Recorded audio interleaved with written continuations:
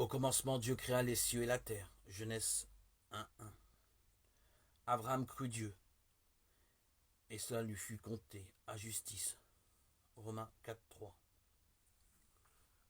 La Genèse est à la fois le commencement de la Bible et le livre des commencements.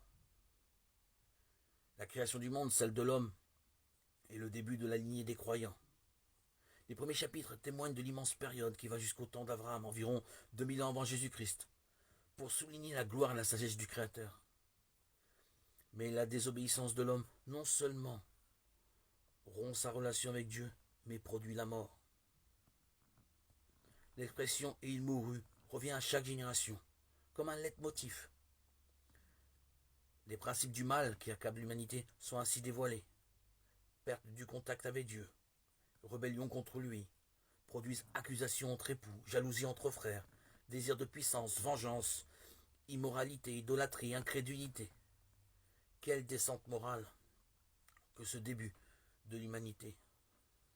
L'homme a gâché ce que Dieu a créé, ce qui était très bon. Mais dans sa grâce, Dieu n'abandonne pas sa créature. Il agit en rapport avec la révélation qu'il donne de lui-même. Lumière, il chasse l'homme rebelle du paradis. Et amour, il diffère la sentence de mort et cache lui-même la nullité de l'homme. Il suscite la foi et y répond. Elle brille chez ceux qui invoquent Dieu, qui vivent dans sa communion comme Enoch, qui se tiennent loin du mal comme Noé.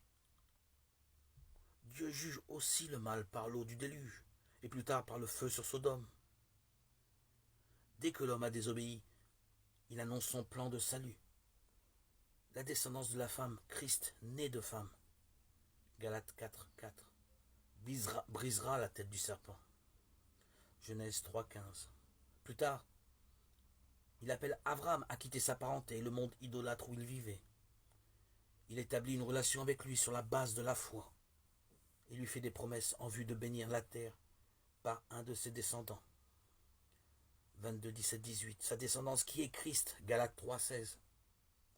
La Genèse parle souvent du Seigneur sous une forme figurée. Dieu demande à Abraham d'offrir son fils Isaac en sacrifice, indiquant ainsi à l'avance qu'il donnerait lui-même son fils unique en sacrifice sur la croix.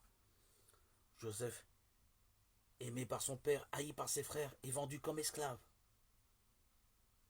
Mais il passe d'une prison à une place de haute dignité en Égypte, et il est désigné comme sauveur du monde, 41-45. Il est aussi une image de Jésus rejeté, cloué à la croix, élevé, maintenant comme sauveur et Seigneur à la droite de Dieu.